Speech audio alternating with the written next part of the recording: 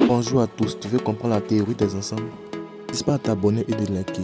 Aujourd'hui, nous verrons ces différentes parties. Premièrement, nous verrons la notion d'ensemble. En second lieu, nous verrons la différence entre inclusion et égalité. Après, nous verrons la notion de différence de deux ensembles. Nous verrons aussi la notion d'intersection et d'union. Et on va conclure par la notion de différence symétrique de deux ensembles.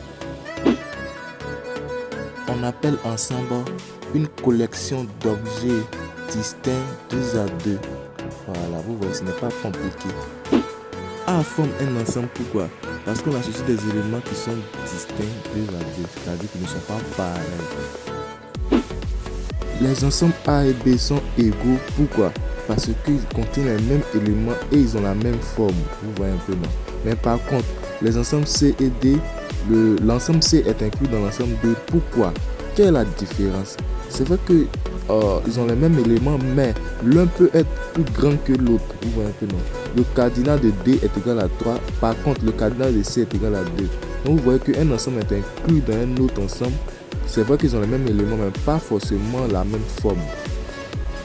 Ok, on appelle la différence de deux ensembles A et B l'ensemble des éléments qui sont dans A et qui ne sont pas dans B. Autrement dit, voici la notation. A privé de B est égal à X appartient à A tel que X n'appartient pas à B. On peut écrire aussi autrement comme ça. Ok, on peut dire aussi que A privé de B est égal à A inter B bar qui est égal aussi à A privé de l'intersection, c'est-à-dire A inter B. Vous voyez un peu, vous pouvez démontrer ça, ce n'est pas du tout compliqué.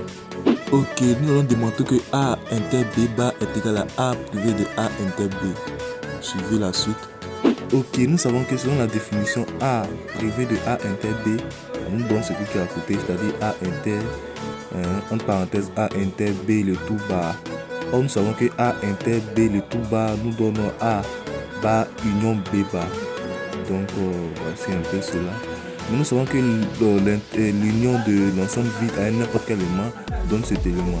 Donc, à la fin, on trouve A inter B bar. Donc, ce n'est pas compliqué. Ok, nous allons voir le produit cartésien de deux ensembles.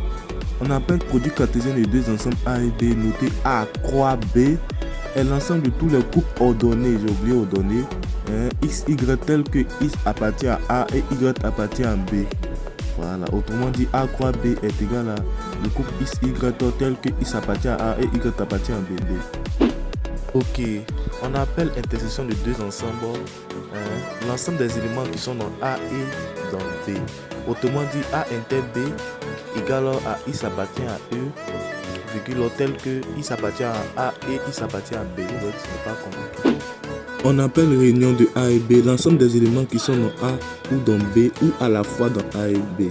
Autrement dit, A union B est égal à X appartient à E, tel que X appartient à union B équivaut à X appartient à A ou X appartient à B. Ok, maintenant on va voir la différence symétrique de deux ensembles. C'est un peu nouveau.